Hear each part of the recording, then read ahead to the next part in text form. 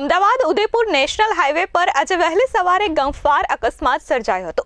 7 જુવાનજોધ યુવાનોના મોતને પગલે હાઈવે ગુંજી ઉઠ્યો હતો। એક ગંભીર ઈજાગ્રસ્ત યુવાનને સારવાર માટે હોસ્પિટલ ખસેડાયો છે। ટ્રેલર સાથે કાર અથડાતા આ ભયંકર અકસ્માત સર્જાયો હતો।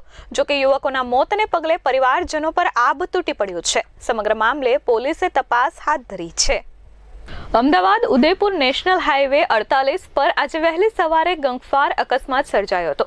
ઇનોવા કાર ટ્રેલર પાછળ ઘૂસી જતા આ અકસ્માત સર્જાયો હતો, જેમાં ઘટના સ્થળ પર જ 7 લોકોના કમકમાટી ભર્યા મોત થયા હતા, જ્યારે એક વ્યક્તિ ગંભીર રીતે ઈજાગ્રસ્ત થતા હિંમતનગર સિવિલ હોસ્પિટલ ખાતે ખસેડાયો હતો। શામળાજીથી અમદાવાદ તરફ જઈ રહેલ આ કાર અકસ્માતનો ભોગ 7 યુવાનો બન્યા હતા, જેમાં ફાયર વિભાગ દ્વારા ગાડી કાપીને 7 યુવાનોના મૃતદેહ 1.5 કલાક બાદ બહાર કાઢવામાં આવ્યા હતા।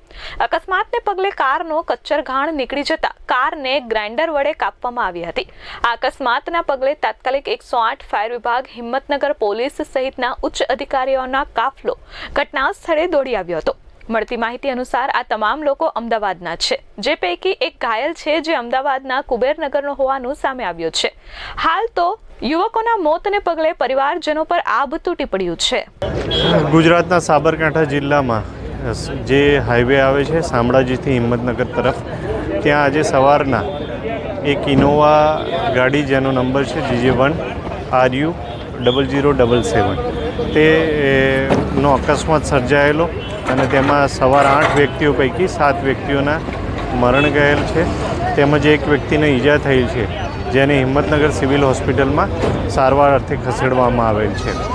આ અંગે પોલીસની ટીમ તાત્કાલિક પહોંચી ગયેલી અને કાર્યવાહી હાલમાં ચાલુ છે।